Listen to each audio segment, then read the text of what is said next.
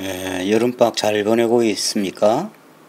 쌤도 여름방학을 맞아서 창원에 며칠 들르고 또 해인사를 다녀왔습니다.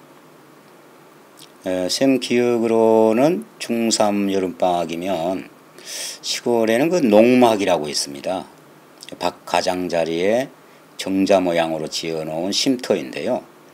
그곳에서 여름 밤하늘을 보면서 턱을 개고 꿈을 꾸었던 그 여름밤에 별을 보면서 이렇게 미래에 대해서 꿈을 꾸었던 기억이 있습니다. 여러분들의 여름방학은 어떻습니까? 자, 약속했듯이 오늘부터 5시간에 걸쳐 기술과정2에 대한 정리의 시간을 갖도록 하겠습니다. 먼저 이 시간에 학습 목표를 말씀드리겠습니다. 학습 목표는 산업사회로 인한 가족의 변화와 바람직한 가족관계에 대하여 알 수 있다라고 정했습니다. 본 수업에 앞서 기술교과서에 대한 전반적인 이해가 필요합니다. 특히나 우리가 공부하게 되는 기술과정 2는 가정 파트가 3단원, 기술 파트가 2단원으로 이루어져 있습니다. 첫째, 가족의 이해, 두 번째, 가족의 생활, 세 번째, 가족 생활의 실제. 이와 같이 그 가정 파트가 3단원으로 구성되어 있고요. 정보통신과 제조기술이라고 하는 기술단원으로 이루어져 있습니다. 이 중에서 이 시간에는 첫 번째로 가족의 이해에 대하여 공부하겠습니다. 가족의 과거와 현재 그리고 미래에 있어서 첫째, 가족의 변화, 두 번째, 가족관계 이해에 대하여 공부하는 시간을 갖도록 하겠습니다. 먼저 가족의 의미와 가족의 5가지 기능입니다. 가족의 의미는요, 사회화 기관이라고 하는 것입니다. 즉, 사회를 구성하는 가장 기본 단위가 가정이고 가족입니다. 가족의 5가지 기능을 살펴보면요. 첫째, 종족 보존을 위한 애정 및 성의 기능이 있습니다. 두 번째는 자녀의 출산과 양육입니다. 세 번째는 휴식과 정서적 안정입니다. 오늘날 스트레스가 많은 현대사회에서는 특히나 휴식과 정서적 안정이 매우 강조되고 있습니다. 네 번째는 전통문화의 계승입니다. 우리가 제사를 지낸다거나 또는 조부모를 공경한다거나 이와 같은 것들은 우리 문화에 대한 계승적 측면도 있습니다. 5번째는 경제적 기능입니다. 부모의 그 역할 중에서 가장 중요한 것이 자녀의 양육에 있습니다. 이와 같은 자녀 양육을 위해서는 경제적인 기반이 있어야 된다는 것을 말합니다. 이 중에서요, 여러분이 꼭 아셔야 될 것은 자녀의 출산과 양육, 그 다음에 휴식과 정서적 안정이 현대사회로 갈수록 매우 강조되고 있다는 사실입니다. 가족의 변화에 대하여 알아보도록 하겠습니다. 이 부분은 입시에도 매우 강조되고 자주 출제되니까 잘 정리해 두시기 바랍니다. 먼저 구조의 변화입니다. 과거에는 3세대 이상, 즉 조부모를 모시고 사는 그와 같은 확대가족 형태의 가족이었다면 오늘날에는 2세대 이하, 즉 부부만 사는 핵가족화가 변화되고 있습니다. 특히나 다양한 형태의 가족이 나타나고 있다는 것을 기억하시기 바랍니다. 다문화 가정이라든가 독거 가정이라든가 혹은 무자녀 가족이라든가 이런 형태를 말합니다. 다음은 기능입니다. 교육이나 생산, 여기서 말하는 생산에는 농사를 짓는다거나 경제적인 소득을 올리는 것을 말합니다. 또 양육과 보호라고 하는 것은 가족을 지켜내는 거죠. 이와 같은 것들은 법규라든가 또는 이와 같은 형태로 이전이 되어서 축소되었죠. 두 번째는 휴식, 자녀 출산, 정서적 안정 기능이 강화되었다. 스트레스가 많은 현대사회로 갈수록 휴식과 정서적 안정 기능이 강화되었다고 말씀드렸습니다.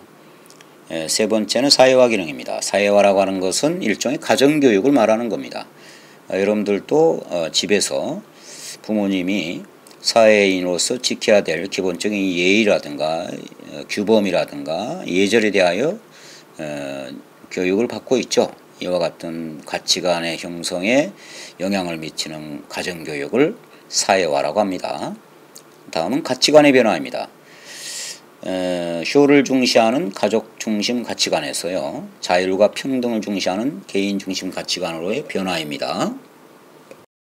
앞에서 우리는 과거에 비하여 현대 가족의 복잡성과 다양성에 대하여 공부했습니다. 이것은 과거에 비하여 가족 구성원 간의 여러 가지 딜레마라든가 문제점을 안고 있다는 겁니다. 이와 같은 문제점을 해결하고 건강한 가정을 위한 노력이 필요한데요. 5가지로 정리할 수 있습니다. 첫째, 서로 보살피기입니다. 경쟁이 치열한 사회에서 정서적 안정이나 휴식 기능이 강조된다고 그랬죠. 바로 이것을 말하는 겁니다. 두 번째는 서로의 감정과 의사 존중하기. 가정 안에서 소통 기능이 매우 중요하죠. 세 번째는 가족 규칙 정하기입니다. 수평적 기능, 즉 자율과 평등을 강조하다 보니까 자칫하다가는 가족 구성원 간의 위계 질서가 무너질 수가 있습니다. 네 번째는 집안일에서의 협동적으로 참여하기입니다. 바쁜 현대사회 또는 개인주의적인 어떤 사고방식, 이와 같은 것으로 인해서 가사노동에 대한 분담이 강조되는 측면이 있습니다. 마지막으로는 다양한 사회적 자원을 활용하는 겁니다. 가족 구성원 안에서도 우리가 해결할 수 없는 문제점이 있습니다. 예를 들어서 생산 기능이라든가 보호 기능 같은 것은 사회화되었다고 그랬잖아요. 그러므로 위험으로부터 가정을 지키는 데 있어서 가족의 힘만으로 안 될 때가 있죠. 예를 들어서 강도라든가 절도 사건이라든가 가족 구성원 간의 의견의 또 대립, 이와 같은 것을 통해서는 법이라든가 또는 사회 규범, 이와 같은 것을 통해서 해결하는 방법을 말하는 겁니다. 앞에서도 현대 가족의 복잡성과 다양성에 대하여 말씀을 드렸습니다. 예를 들어서 재혼 가정, 입양 가족 또는 다문화 가정, 그렇지 않아도 또는 바쁜 현대사회로 인한 대화의 부재로 인한 여러 가지 가족 간의 문제가 있죠. 이와 같은 문제를 해결하기 위한 바람직한 가족관계는요, 대화입니다. 첫째, 가정 욕구와 역할 수행의 조화입니다. 가족 구성원 간의 평등과 자유를 강조하다 보니까요, 대립이 있을 수 있다는 거죠. 이럴 때 배려와 지속적인 대화를 통한 차이를 수용하는 것이 중요합니다. 세 번째는 대화를 통한 의견의 조정입니다. 가족회의라든가 이런 것을 통해서 구성원 간의 의견 조정이 중요하다는 겁니다. 이번에는 가족의 올바른 의사소통 방법에 대하여 말씀드리겠습니다. 이 4가지가 소개되고 있는데요. 이 시험에 자주 출제되니까 잘 정리해야만 합니다. 첫째는 상대방의 말에 대한 경청입니다. 의사소통이 제대로 이루어지려면 먼저 잘 들어주는 겁니다. 두 번째는 나 전달법으로 표현하는 겁니다. 올바른 의사소통 방법의 하나인데요. 주어진 상황에 대하여 자신의 느낌이나 생각을 나를 주어로 하여 표현하는 겁니다.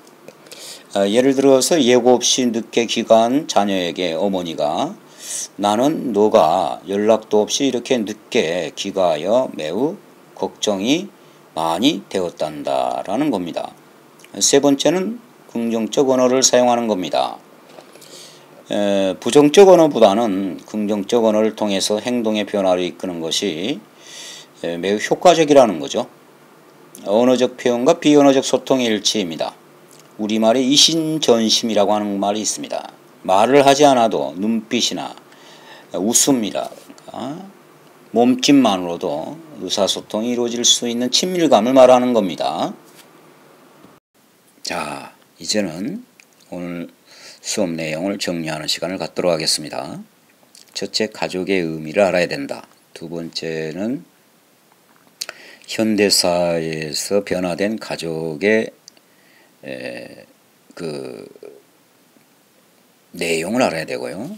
그 다음에 건강한 가족에 있어서의 의사소통 방법에 대하여 알아야 된다라 했습니다. 첫째, 가족의 의미입니다. 가족은 사회를 구성하는 기본 단위다. 두 번째는 사회화 기관이다. 이 중에서 사회화란 가정교육을 의미한다 했습니다. 두 번째, 가족의 변화입니다. 현대사회에서 나타나는 5가지의 가족의 변화, 요거 중요하다 했습니다. 첫째는 뭐라고 그랬습니까? 애정과 성의 기능. 둘째, 자녀 출산과 양육. 세 번째, 휴식과 정서적 안정. 네 번째, 전통 문화의 개성. 다섯 번째, 경제적 기능. 이 중에서도 자녀 출산과 휴식 및 정서적 안정 기능이 현대사회에서 매우 강조되고 있다 했습니다. 가족 형태의 변화입니다. 과거에는 볼 수 없었던 여러 가지 가족 형태가 나오는데 다문화 가정, 재혼 가정, 입양 가족, 1인 가족, 이와 같은 것을 말합니다. 가족의 역할의 변화입니다. 성 역할에 따르는 가사노동이 과거에는 딱 정해져 있는데 오늘날에는 성에 따르는 가사노동이 구분이 없어졌다.